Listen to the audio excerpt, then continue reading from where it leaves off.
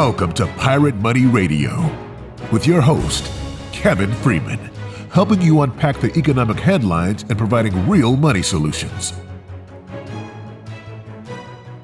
Happy Saturday. It's Kevin Freeman, and we are Pirate Money Radio. You know, we've got an exciting program today. Actually, it's a really depressing program in some cases, but we've got good answers for a big economic problem we're facing, and that problem is debt. Whether it's your personal debt or it's the American economy's debt, it's not a good thing. Biblically, it's not a good thing. Personal debt, corporate debt, government debt, all of them are at record levels and growing rapidly. So what's this going to mean to you? What does it mean to you this year? 10 years from now, the future of America? I'm joined by my colleague, Mike Carter. Welcome, Mike, to the Pirate Money Radio Show. Great to be here. I saw the topics we were covering today, and I was like, debt, personal debt, corporate government debt. That sounds definitely depressing, but something that everybody's watching and saying, what do we do right now? You know, God set the system up, and debt's a bad thing, and yet we are all in it. And this nation is founded not with the intention of us all being in debt, but that seems like where society pushes us as rapidly as it can.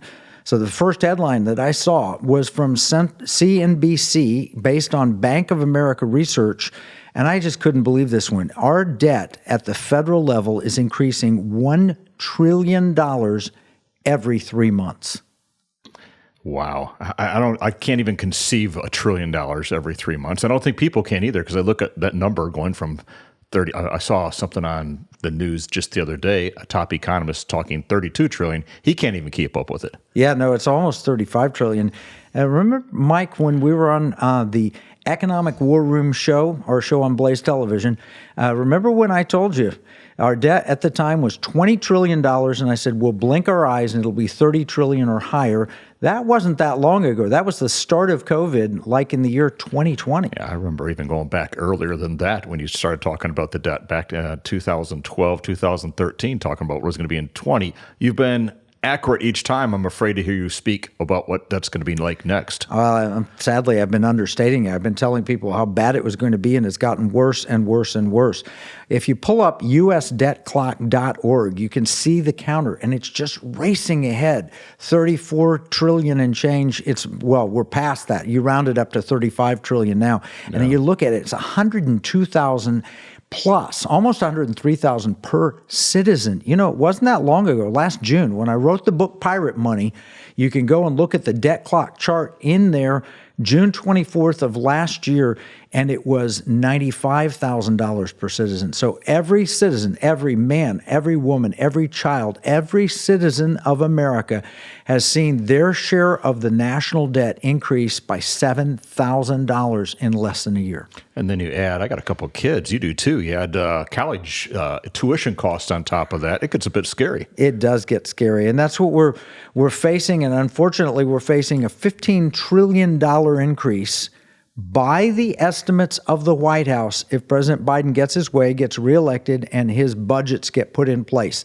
And of course, his budgets have hugely optimistic estimates for how powerful it's going to be. $14.8 trillion added in a two-term presidency. That's frightening. Is that with or without the college debt that he wants to give away to everybody now? That's a good question. I'm not sure if that's included in there or not. I know our debt's growing very, very rapidly. How does it impact you? The average person, though, tell me, what is the man on the street? Do they even know that we have this kind of debt? I think people realize we have the debt, but nobody's, there's that normalcy bias. I can't do anything about it.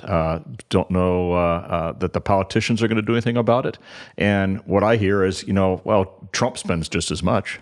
Yeah, well, that's not exactly true. But before we get there, the idea is that nobody's feeling the impact of debt that they know of. It's like the frog in the kettle, isn't it? Yes. The heat is getting turned up on all of us. I mean, when you see a $95,000 per person debt, you think that's astronomical. That's impossible. I could never pay that. I mean, imagine a family of five. That's almost $500,000. But it went up by from 95,000 to 102,000, $7,000 per family of five. That's a $35,000 increase in debt just less than a year. And that doesn't include any maybe extra credit card debt people have taken on, or anything personally they've taken on? Oh, no, that's not personal. That is debt that you owe as a member of the citizen of the United States of America. That's debt that you owe. Now, how will they collect it? I don't know. I mean, there's politicians aren't talking about this, are they? They're not, but it makes that song "Proud to Be American" a little bit less proud. I feel a little less pride right now. Oh, no question about it. And you just brought up, you said that that the news is, well, Trump raised the debt too, and he did. I will tell you, President Trump oversaw massive increases in debt, and it was a terrible thing. It's not anything we should be proud of or excited about. And yet, the national debt has increased twice as fast under Biden as it did under President Trump. That's what the data shows. Straight from the Congressional Budget Office, no less.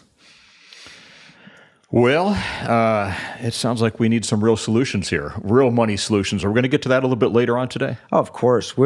Pirate Money Radio is here to bring you real money solutions. It's here to talk about the challenges that we face individually and as a nation together, but it's also to come up with suggestions, ideas, strategies, planning. I mean, our show on Blaze is called The Economic War Room, and we really get the brightest minds from around the world to come in and help us figure out solutions to these problems. And Pirate Money Radio is here to bring it down to the personal level so that you can find what you can do to protect your family and yourself from the economic troubles we face. So this is not a just get out of debt program when we talk to Pirate Money. We're talking about real solutions, practical solutions, and then also awareness to what's going on geopolitically, what the real threats are out there, and maybe how to kind of start to think about how to develop a game plan around this? Yeah, well, we'll leave the personally get out of debt to Dave Ramsey, which is great. It's necessary and important. But, unfortunately, that ignores the national debt that we face collectively and the implications for the American dollar, for your job, for, this collective debt problem, the public debt, as they call it. That's a real serious problem we're going to have to address. And just to put it in context, we're talking $35 trillion in debt. People say, well, what's $1 trillion? How does that impact me? Well, I looked up all of the credit card debt from every American. It just hit a record high level. If you add it all up, it's a little over $1 trillion, according to ABC News. U.S. American credit card debt hits a record just a little over $1 trillion. Wow. So what that means is that the federal government, as bad as your personal debt problem might be, or your neighbors or all the neighbors, our collective debt problem at the government level is 35 times as bad as it is at the individual level. So this is what's bringing that talk of a great reset, that talk of you'll own nothing and be happy, because right now I feel naked and bankrupt. Yeah, no, the Great Reset, by the way, we had a comment on one of our programs earlier, the Great Reset, that's just a conspiracy theory. And I said, well, if it is, it's Klaus Schwab's from the World Economic Conspiracy Theory, putting the thick German accent, we will have a great reset. And I wish that was a caricature of his voice, but that's pretty much how it sounds. You did a good job. I got the bald head, but you got the voice down. Yeah, we shall face and address a great reset. He sounds kind of like a James Bond villain. I don't like to make fun of people with their voice, but I tell you, when you look at him and then you look at Dr. Evil from the Mike Myers movies, it's sadly, they look very similar. Perhaps even purposeful. Maybe it's the magic of Hollywood, getting us all used to this stuff. Yeah, no, that's exactly right. Telly Savalas played in one of the original Bond movies. He played, I think it was Dr. No, and so that's where we get the big bald villain with the thick accent. But anyway, we're at Pirate Money Radio. We're talking about the national debt and the problems that we're facing because of it. And there are some good personal solutions, good things we can do to kind of opt out of the national debt economy. And we'll get to that. That really is, believe it or not, has to do with pirate money, gold doubloons and pieces of 8. So we are real solutions for real problems and real economic opportunities. We'll take a break and we'll be right back with more Pirate Money Solutions.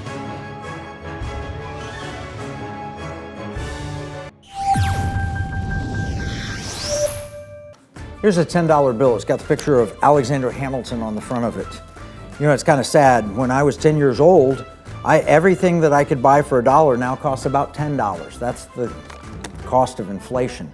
It's just paper. It's not backed by anything. You can't exchange it for gold and silver. You used to, but you can't do that anymore. And that's unfortunate. You know, pirates wouldn't accept this. Pirates, they wanted gold and silver. Patriots, the founders of this nation, also wanted gold and silver coin. In fact, they put a provision in the Constitution, 17 words, that said states could only make gold and silver coins tender within the states. That's why I wrote this new book, Pirate Money, Discovering the Founders' Hidden Plan for Economic Justice and Defeating the Great Reset. It will explain exactly the history of money and exactly why gold and silver coins can be made modern with new technology and a useful monetary system. PirateMoneyBook.com.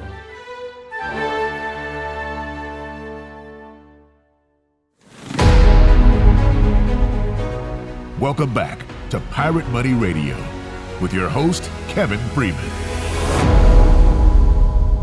It's another beautiful Saturday, and here we are in America. But there's a warning from the Bible, Proverbs 22:3, and repeated in Proverbs 27:12. The Bible says, "A prudent man sees danger ahead and prepares for it, but the fool goes blindly on and suffers the consequences." So here at Pirate Money Radio, we're not here just to scare you. We're not trying to say these are the terrible things. You know, there are some bad things in the economy, but we're actually here to help people see the danger ahead and prepare for it and not be foolish and suffer the consequences. So welcome back, Mike. Great to be here on this Saturday morning, learning about the reality of what's happening in the world today, especially as it relates to debt. Federal debt, and we all know about that personal debt, but this federal debt is something that needs to be addressed. We need a real solution, and we're going to get into some of that later today. Yeah, but the impact on us all, and you've probably seen it, not only have you seen inflation, but you've seen interest rate hikes. Mm-hmm. So you go to buy a home, and the mortgage rate for a 30-year mortgage was like, when I refinanced, it was 3%. How about you, Mike? Yeah, you timed it better than me as usual, Kevin. I think I'm at 4%. But 4 sounds awfully good when it's over 7% now. That mortgage rates at 7% are taking away the American dream from a lot of people. The losers are the people that need to borrow money. The winners, of course, are people that have lots of extra cash and are able to share it. Yeah. And lots of extra cash seems, for most of Main Street America, doesn't feel like a feeling I think most people have today. Yeah, no, people are struggling. It really is tight. Here's a bank rates put together, biggest winners and losers from the Fed's interest rate decision. Interest rates have gone from near zero to 4 to 5% in Treasury bonds, 7% in mortgages. It's really hard for people to deal with. In fact, this interest rate spike could bankrupt us at the federal level because all of a sudden government was paying 1.3% on average to borrow money, and now they're paying 4 to 5% on average, and the debt's gone up.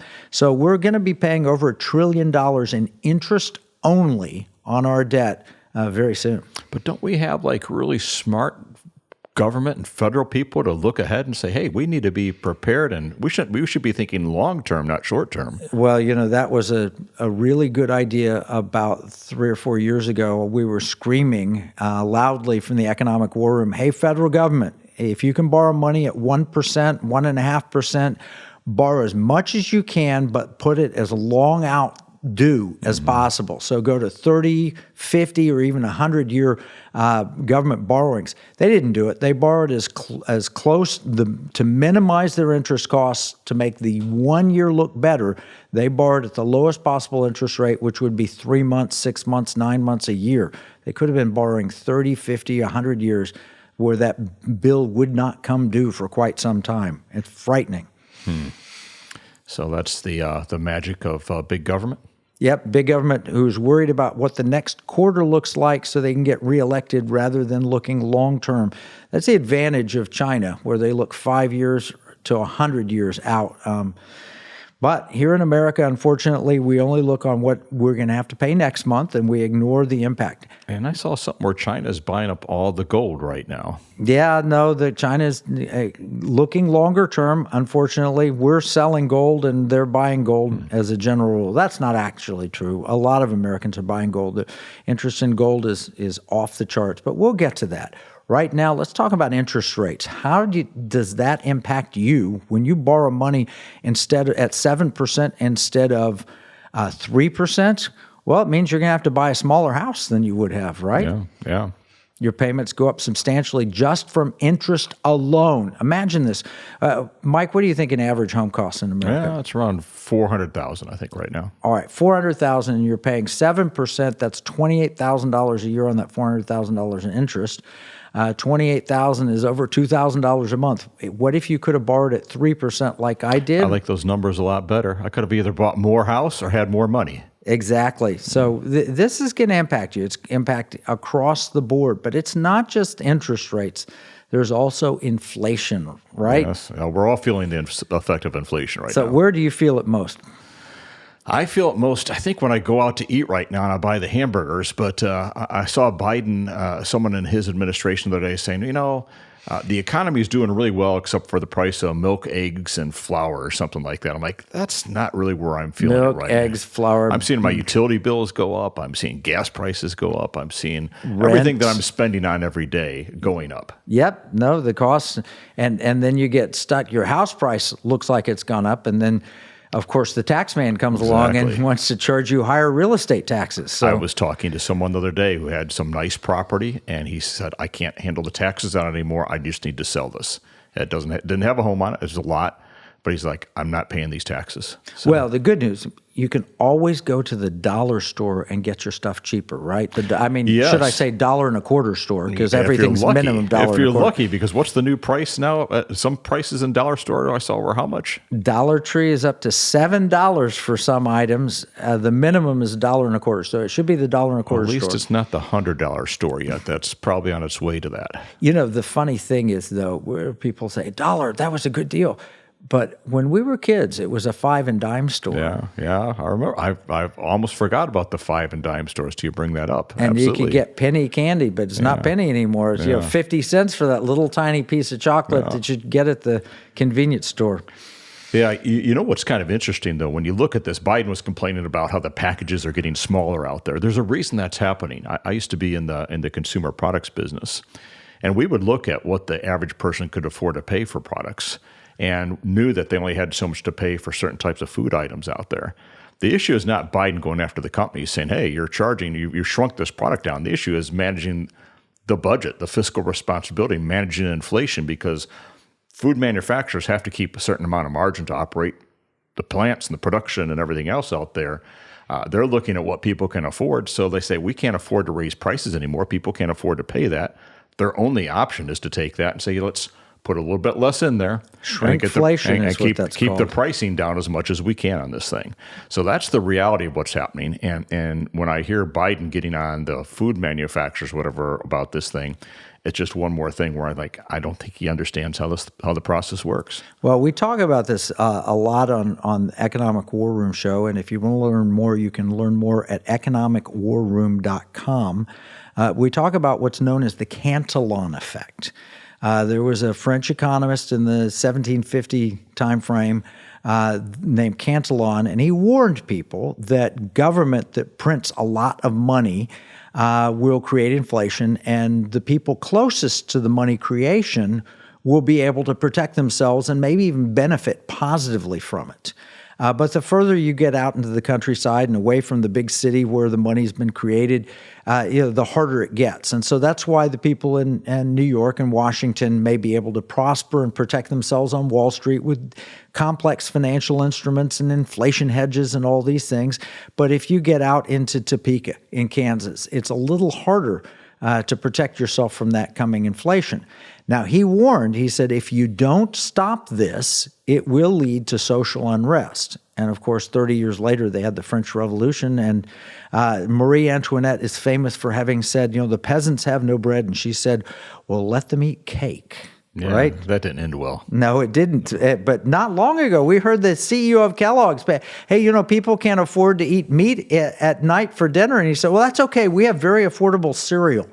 So let them eat cereal. And even that, the box has gotten smaller. It does. And I almost felt bad for that guy because, in the consumer products business, you're always thinking about how do you sell more of this or that? But it certainly had the wrong tone and the wrong idea and hit people wrong. And I'm looking at what it costs for a box of cereal today. And it's another thing. It's like, I can't believe this. So. Yeah, no, it came across a little Marie Antoinette style. But going back to the Dollar Tree, they said in their conference call, this year across 3,000 stores, we expect to expand our multi-price assortment by over 300 items at price points ranging from $1.50 to $7. That's the company CEO who said that in his March 13th call. Well, already... So it's a $1.50 store now. Well, it's $1.25 is their minimum. All right. But now they're up to $7. And you know who they're finding as their shoppers? No. Their primary shoppers are people earning north of $125,000. Interesting. So that means even people with a good salary and good income are the ones going into the dollar store, which unfortunately is being priced out for people earning substantially less than that. So this really is a societal risk that we're having this much inflation as a result of all this excessive debt. It is. It's and again, it's we need solutions. We need real money solutions, and that's part of what we do at the Economic War Room. We help people understand what's going on geopolitically, economically, and then to hopefully get with a financial advisor that helps them with the game plan that's right for them. But we work on some bigger solutions as well. Yeah, no, we're facing problems, and it is. Going to hurt us individually and collectively. It's a societal risk. Again, it's Proverbs 22:3 and 27:12. We see danger coming. When you get inflation this high, and it has come down though. It's not, but the administration keeps saying inflation has come down. Let's correct that. Inflation's not going up as fast as it was going up. Yes. Have you seen prices come down? Government accounting. I've not seen prices go down, no. Yeah, no. So we go get a hamburger. It costs us $4 or $5 10 years ago. It might have cost us $6 5 years ago. It costs us what now? What's the last you paid for your hamburger? Well, it depends. If you're fast food, I'm up to $8 to $10. But any kind of sit-down restaurant, it seems like I'm $15 to $17 now. For a hamburger? Yeah. So we're facing a massive debt problem. The impact at the personal level. So and the housing side, very scary. I was just looking at that, and I used to be in that industry, but I'm seeing what used to be starter homes at $300,000. Now it's $700,000, $800,000. Now every market's a little bit different, but there's no way that's sustainable. Yeah, and people are expecting or hoping that it may come down, but there's no evidence it's coming down. In fact, with the way that the debt is increasing, I'm sorry to tell you, we've passed the point of no return. Do you know what that is, the point of no return?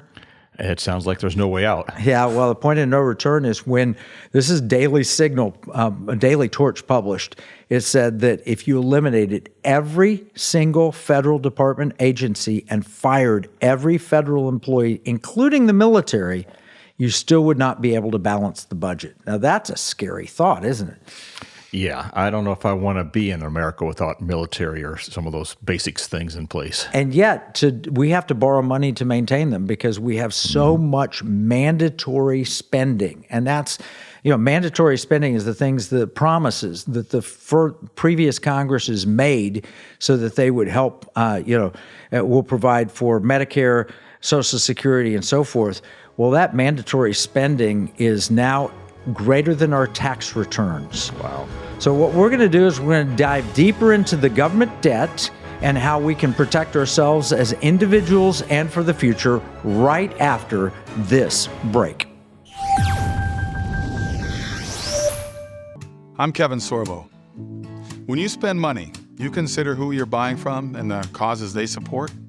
If you don't, then you're likely supporting companies that are trying to destroy our country and take away our freedoms. Patriot Mobile is America's only Christian conservative wireless provider. They're a cell phone company and a good one. They offer nationwide coverage on the best 4G and 5G networks along with 100% US-based customer support. But here's the deal. Patriot Mobile's mission has nothing to do with cell phones. They carry out their mission by giving back millions of dollars every year to Christian conservative causes that are actively engaged in the fight to save America. voting is no longer enough to beat the woke. We have to band together, support like-minded companies, and vote with our dollars. That's how we win. Stop supporting companies that want to destroy America and join Patriot Mobile today by visiting patriotmobile.com or call 972-PATRIOT. Pirate Money Radio, helping you give, spend, and invest in ways that align with liberty, security, and values. Welcome back with your host, Kevin Freeman. So how do you navigate these treacherous pirate waters where we have debt as a threat? And the national debt is over $34 trillion, approaching $35 trillion today. And here we've got hotshot Wharton professor sees $34 trillion debt triggering a 2025 meltdown as mortgage rates spike above 7%. It could derail the next administration. You know, that was just March 3rd when that came out on Yahoo News. Bottom line is a Wharton professor. I mean, we're not talking about a right-wing Trump supporter warning about the rapid increase in debt. Now, we've seen the debt increase twice as fast in the Trump or Biden administrations as it did in the Trump administration. And here we've got a Wharton professor warning that that's going to trigger potentially a financial meltdown. Does that sound like trouble coming? It sounds like trouble, but I hear legislators. In fact, we were testifying at a committee session, and I know a legislator was there that said, I don't like listening to these economists. Who says that debt is going to be a problem? Well, here's another example. This is a Wharton professor, pretty smart guy. Kevin Freeman was saying it at the hearing. Who's right, Kevin? Well, I'll tell you, the Wharton professor is right. He says the lack of concern by the media and politicians about the U.S. federal debt is shocking, he said in a March 3rd post on social media platform X. We can probably live with current levels, but not with its projected increases over the next 20 or 30 years. We need to be talking about this. You know how much debt he's talking about over the next 20 to 30 years? I don't even know if I want to know that. Will I be able to sleep tonight? Yeah, maybe not. The Congressional Budget Office estimates that over the next 30 years, we will add more than $100 trillion, $110 trillion, in fact, over 30 years, according to the Office of Management and Budget. $44 trillion. Those numbers aren't real because they're not sustainable. So we're back at that point of no return. Yeah, well, that's Jerome Powell says it's unsustainable. The Congressional Budget Office, the Office of Management Budget, all of these, by the way, are estimating the risk that we're facing based on really optimistic assumptions, like 4% annual growth, like no recessions, things that we've never seen in the history of our country. And as the economic conditions get worse, the risks get greater. So bottom line is, a prudent person sees danger coming and prepares for it, but a fool goes blindly on and suffers the consequences. Once again, the Bible, written in the Proverbs in the Old Testament, thousands of years ago, is speaking to us directly today. We've got to prepare for these problems. Can we get a Bible class to these federal bureaucrats just to kind of get them up to speed on this stuff? Yeah, I don't know that they would allow you to do that, but what a good idea. All right, so we're facing a lot of economic problems, and we got to deal with it at our personal life. And by the way, money is not the most important thing. We talk about money. It's Pirate Money Radio. People call me all the time. My whole career has dealt with money. But the bottom line is money's a tool. It's something God's given us to do good things with. Now, when we borrow money, we become slaves to the lender, and that's a problem. If China is loaning America money and we become slave to China, that's not a good idea. But at a personal level, there are really only three things you can do with your money. You can give it, spend it, or invest it. Here on Pirate Money Radio, we work to bring solutions that support all three areas in a way that promotes liberty, security, and values. Thankfully, Patriot Mobile, a mobile phone company with coverage on most platforms, including Apple, Android, and several others, Patriot Mobile supports the Pirate Money Radio program and others that support Judeo-Christian values. More information about both the Economic War Room and Patriot Mobile is available at piratemoneyradio.com/AFR. So we're facing problems. We got to deal with it at the individual level. We can weaponize our money, give, spend, invest it in ways that align with God's word. We've got to do the kind of things that will protect us from the serious problems. Like one of them is the curse of debt. Yes. And Deuteronomy 28 is pretty clear. It says that if you're a nation under blessing, that you will lend to other nations and not borrow. If you're a nation under a curse, you borrow from every nation. And unfortunately, Mike, I think that it appears that our nation in many ways is a Deuteronomy 28 nation under a curse. Yes, it does. And it's not that you haven't warned about this before. And Kevin, I don't know if our audience knows about your background at all. And I know you don't give specific financial advice, but you've been right on all these topics over the last 10, 15 years on the economic war room and what we talked about. Just give the 30-second overview of what you've done on the economic side. Yeah, so my background is investing. My father was a stockbroker. I learned investing at a very young age. I've tried to save and invest in the future my whole career. I believed in America, student of the Constitution, loved helping people invest wisely. And one of the things that's gotten harder and harder is as we've gotten wise people saving and investing, giving, spending, investing to align with their values, the government seems to be going against that. Mm-hmm. And they seem to be promoting a lot of things like ESG, which is environment, social governance, which is really a left-leaning grab bag of bad ideas that the government's spending our money on. So at the individual level, we need to make sure that our money's going towards good things. So I noticed in 2008, a financial crisis coming. It was coming because of financial attacks from outside of America coming in on us, and that's what caused the 2008 financial collapse. And then we've noticed other threats like inflation. We talked about inflation before it even showed up. During the Trump administration, I say, hey, look, there's going to be a change coming and we're going to see massive inflation. So we're facing all of those threats today. Massive inflation, a stock market crash, bonds wiped out, bank failures. I think the first trigger event, though, may be, and this is something all our listeners can pay attention to, when you hear the bell being rung, it will sound like this. We had a treasury auction and we tried to find buyers for our treasury bonds and no one showed up.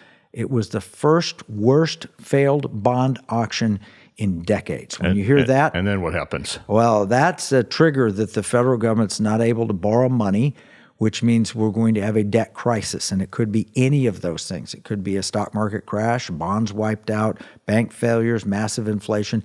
That would be the bell being rung. That is a curse. And if I can add here, though, but we don't come at this from a spirit of fear, right? It's about hope and it's about solutions, but we need to be aware of what's coming on the horizon. Yeah, that's true. Absolutely. And when we say be aware, you can look at Jerome Powell. Jerome Powell is the current chairman of the Federal Reserve. And he was asked in Congress, hey, do you think our debt path is sustainable? He almost laughed and said, absolutely, it's not sustainable. We can't continue to increase debt at this pace. And as I mentioned, even President Biden's Office of Management and Budget and the Congressional Budget Office and all leading economists have said that there's not any possibility that we can maintain this level of debt for any time in the future. And unfortunately, there is not a federal solution that's being put forth that can solve that problem. So, and the good news is? Well, the good news is that there are solutions.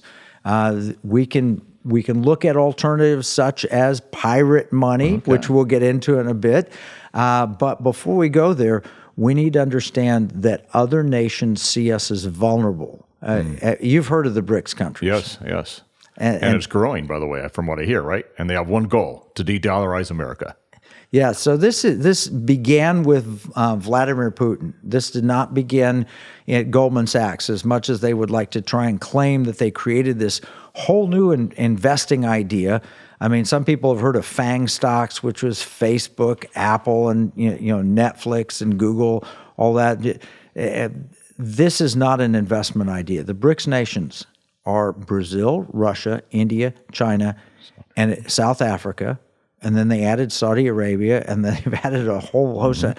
What was the number we saw recently? I don't know. 30. Was it that many? 30 countries have sought to join the BRICS countries. And I'll tell you, they are a economic powerhouse, maybe not as powerful as the United States and Europe yet, but when you put them all together, those 30 nations, they could swing an economic wrecking ball. This is from Business Insider. BRICS countries could swing an economic wrecking ball at the dollar, a former White House economist says. The bloc has growing power and influence in global trade as it adds new members. The U.S. dollar could soon be in the same position as the British pound was in the 1800s. So this is a serious threat.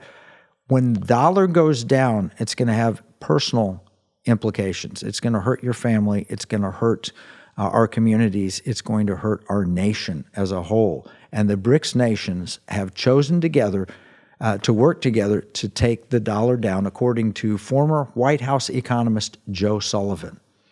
Now, we know those countries don't necessarily all work well together, so we're not sure that they're going to be successful at this. But what it does look like is that our Federal Reserve currency is being threatened. Our status is with that, right? We know if that gets hit, it's a pretty significant hit to the economy. It might not be that we're the world's reserve currency, but we might be one of the world's reserve currencies. Is that kind of what you see happening? Yeah, well, the intention from Putin was to end the U.S. dollar as reserve currency, which means that other nations wouldn't buy dollars when they had excess reserves. That's where the term comes from. Reserve currency means when you got extra money, where are you going to put it? They had been putting it into U.S. dollars, and that's been true for 50 years. Saudi Arabia would get extra money because oil prices would go up, and they'd sell a lot of oil, and they'd take that money and put it in U.S. Treasury bonds. Well, the intention now is to no longer do that, to put it in gold or to put it in their own currencies.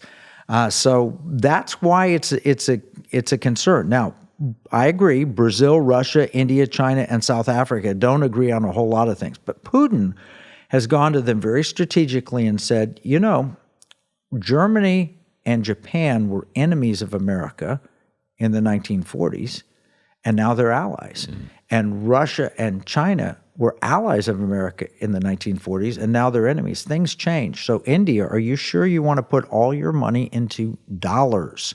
That's a great risk. So okay, I'm looking forward to the next segment. We start getting into solutions. Yeah, no, we do have solutions, but it's important that we understand that the world is looking at this.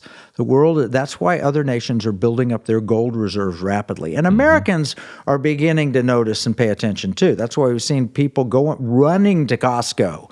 They sold out all of these little tiny bars of gold for over $2,000 a piece. They sold $100 million worth of those bars in just a couple of hours. Yeah, online in 2 hours. Yeah, coming up in the next segment, we will answer a few listener questions. One of them, I'm not rich enough to buy stocks. Why should I care about the stock market? Ask your question at afr@piratemoneyradio.com. In uncertain times, finding stability in the economy can feel challenging. But what if you could navigate economic volatility while honoring your biblical values? At Timothy Plan, they believe this balance is possible. Timothy Plan filters its volatility-weighted ETFs and family of mutual funds through a biblical pro-life and pro-family lens, so you can see competitive returns and moral responsibility, helping you to weather the economic storms. With Timothy Plan, align your investments with your values while adapting to our ever-changing culture. Since 1994, Timothy Plan has been recognized leader in biblically responsible investing. Timothy Plan, your bridge between faith, finances, and the future. Visit timothyplan.com or call 1-800-TIM-PLAN or 1-800-846-7526. Investing includes risk, including possible loss of principal. Before investing, carefully consider a fund's investment objectives, risks, charges, and expenses contained in the prospectus available at timothyplan.com.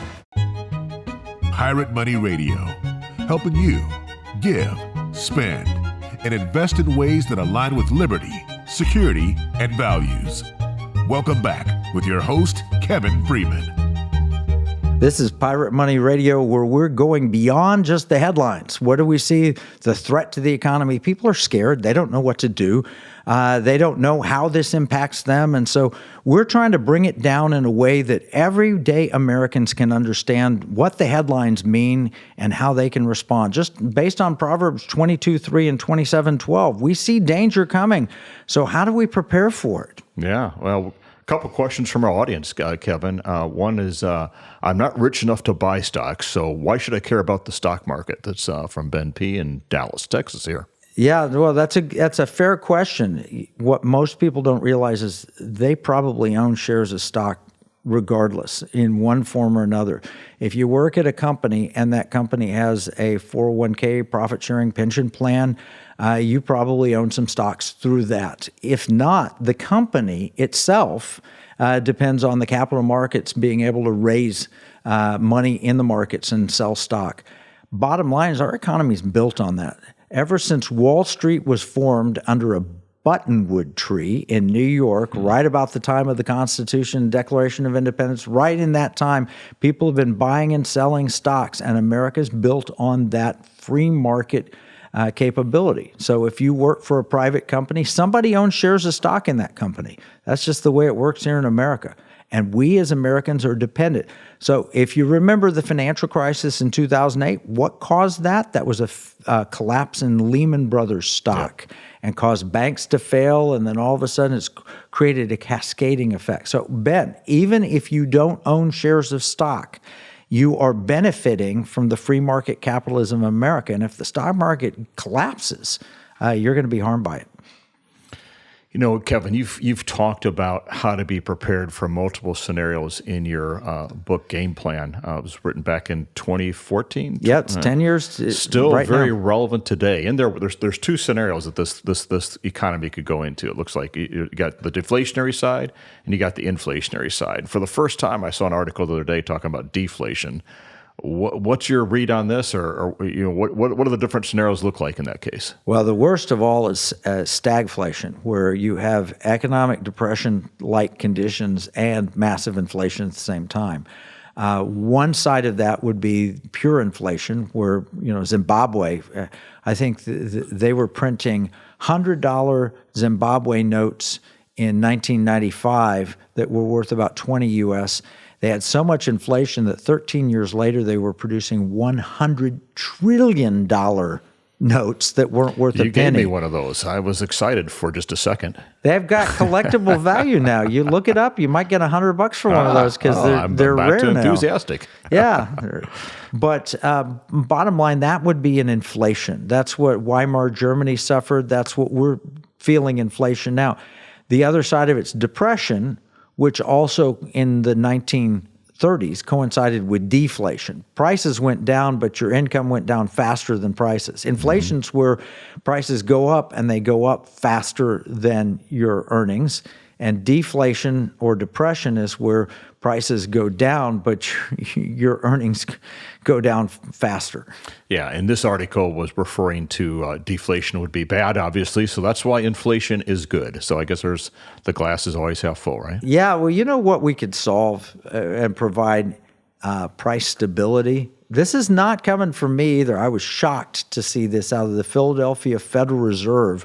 There's a new study that came out in February that said a gold standard could stabilize money, price level determination under the gold standard. It said there might be a very short period of deflation, but over time, if we got back to limited money supply, growing at about the same pace as the economy, which is what the gold supply can do, bottom line is it would provide price stability. Wouldn't that be nice? That would be awesome. And I want to jump in here because we're so different than other shows out there. We're not here selling gold. We're talking about a solution and an idea, right? Yeah, no, you can buy gold 1,000 different places. And by the way, you got to be very careful that there's not some massive markup. Find a trusted gold dealer or whatever. We're not in the gold selling business. But I can tell you, and I'm not even giving investment advice.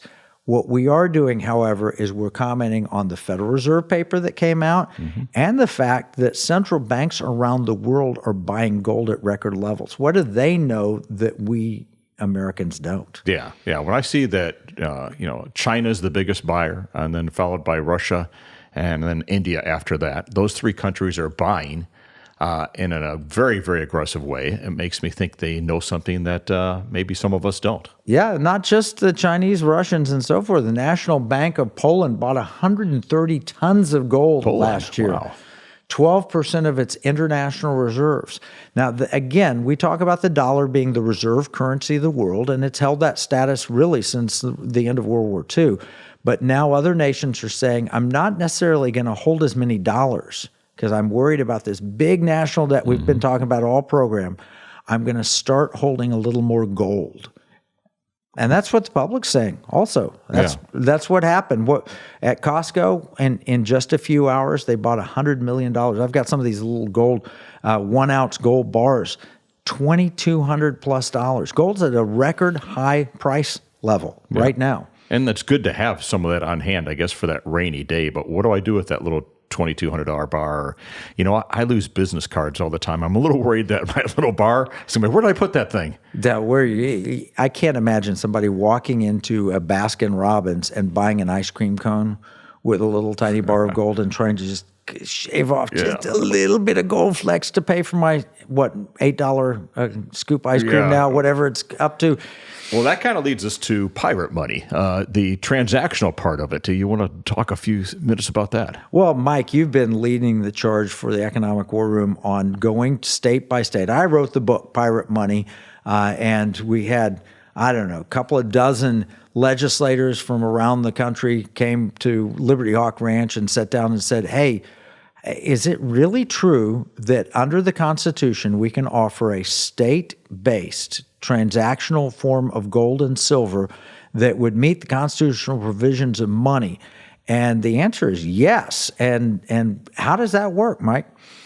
Well, the beautiful part, and no matter where I go, I pull out my card today that allows this technology to happen, and I can spend gold anywhere I spend a MasterCard. And while that sounds hard to believe, as soon as I'm talking with a waitress, or I was getting my eyes checked the other day with the nurse there, and she's like, give me more information on this. How can I make it happen? But basically, you take part of what you make, put it in a bullion depository. There's one here in Texas. Texas is the first state to establish one of these. There's other states looking at doing something like this.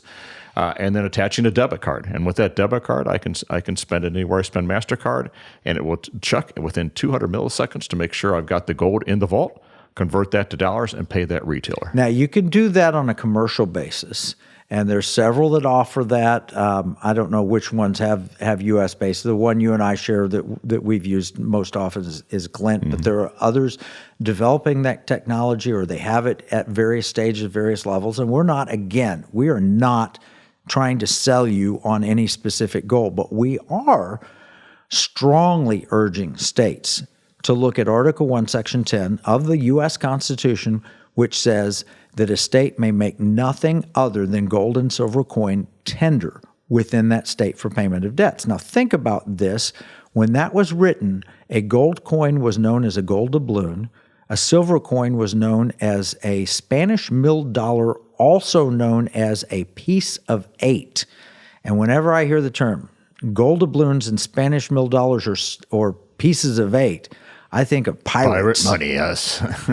So we've been about this now for a little over a year, educating states on the right that they have to allow their citizens to opt out of fiat money, which fiat means unbacked paper currency money, and get out of the debt-based economy and get into a real economy based on gold and silver. So we've got how many states that are looking at this? There's about 25 that we've been actively engaged with that are either looking at legislation, have written legislation, have gotten to committees, have gotten to floor votes.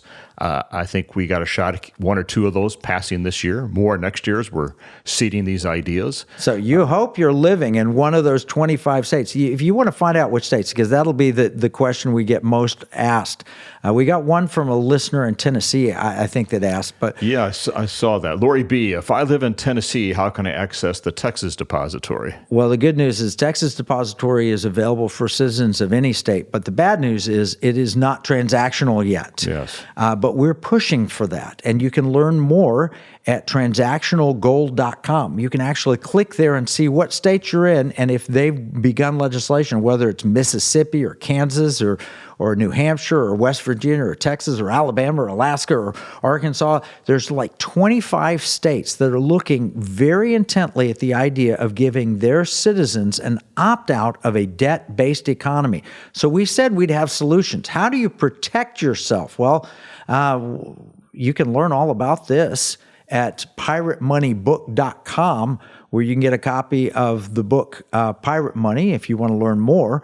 But also you can go for free to transactionalgold.com and read about what the state progress is. Bottom line is, if we give American citizens the opportunity to no longer hold their wealth in a declining dollar that's under attack by the BRICS nations, that's losing its reserve currency status slowly and then maybe rapidly at some point, they can move out of a debt-based economy and moved into a real economy without all that debt.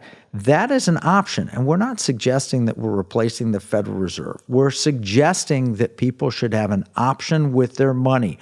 We think of money as dirty green pieces of paper with George Washington or Abraham Lincoln or Andrew Jackson's picture on it. The reality of it is that we can have a money-based system. Now, we're going to talk more and more about this in coming future programs on Pirate Money Radio. If you have questions about this, you can email afr@piratemoneyradio.com, and we'll do our best to answer your questions. Bottom line, transactional gold, optional at the state level, could be your solution for the massive and coming debt problems that we face here in America. Join us again next week for Pirate Money Radio.